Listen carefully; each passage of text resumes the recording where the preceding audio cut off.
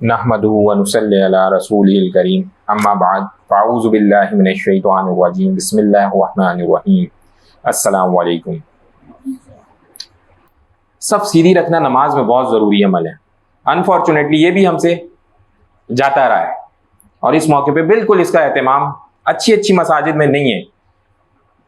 तो हदीस आपके सामने पेश करता हूँ। नबी करीम सल्लल्लाहु अलैहि वसल्लम से रिवायत है कि आपने फरमाया, अपनी सफ़ों को दुरुस्त रखो क्योंकि सफ़ों का दुरुस्त रखना नमाज कायम करने का हिस्सा है। जमात नमाज कायम करने का हिस्सा है, सफ़ों को दुरुस्त रखना। तो आजकल तो ये कोविड की वजह से सफ़ों का कुछ तसव्वुर ही ख़त्म हो रहा है। इन्ना लिल्लाहि व इन्ना इलैहि राजिऊन। और वो बहुत सारी जगहों में अभी इस वक्त तक भी सोशल डिस्टेंसिंग है। खत्म, बिल्कुल दुनिया जहान खुल गई लेकिन वहां सोशल डिस्टेंसिंग है।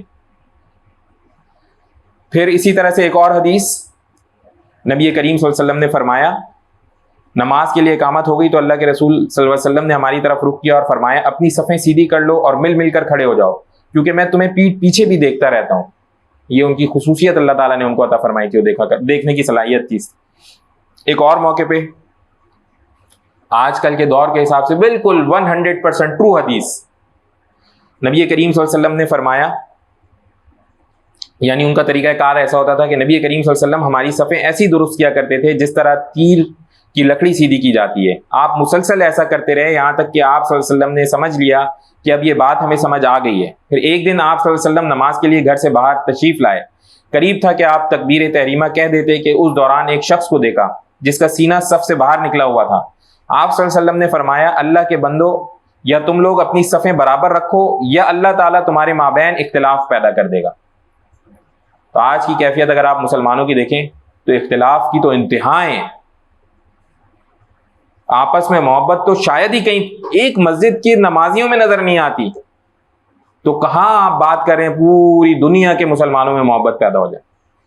तो सफ़ें सीधी नहीं हो पाती तो कहां से मोहब्बत हो। यही तो वो कह रहे थे कि सफ़ें सीधी कर लो वरना आपस में इख्तिलाफ पैदा कर दिया जाएगा।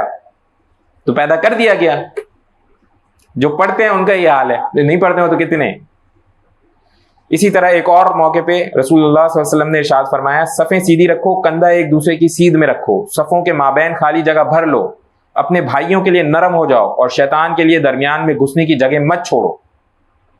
और जो शख्स सफ में मिलकर खड़ा होता है अल्लाह ताला उसे मिला देता है, और जो शख्स सफ से अलग होकर खड़ा होता है अल्लाह ताला भी उसे अलग कर देता है। अब ये देखें इसकी कितनी अहमियत है। ओ भाई, जब इस मस्जिद में नमाज पढ़ने आ जाएं तो ये भूल जाएं कि मैं अफसर हूं और ये मुलाजिम है।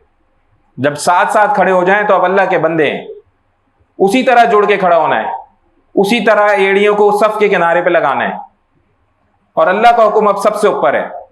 इसमें कोई शर्माने की घबराने की बात नहीं है कि मेरे साथ तो मेरे साहब खड़े हुए हैं इसलिए मैं थोड़ा दूर खड़ा हो जाऊं, या वो समझ रहे हैं कि बराबर में तो कोई स्टाफ का बंदा खड़ा हुआ है इसलिए मैं थोड़ा दूर खड़ा हो जाऊं। नहीं भाई, अब इस मौके पे साथ साथ खड़ा होना हुक्म है। यही इस्लाम की खूबसूरती है।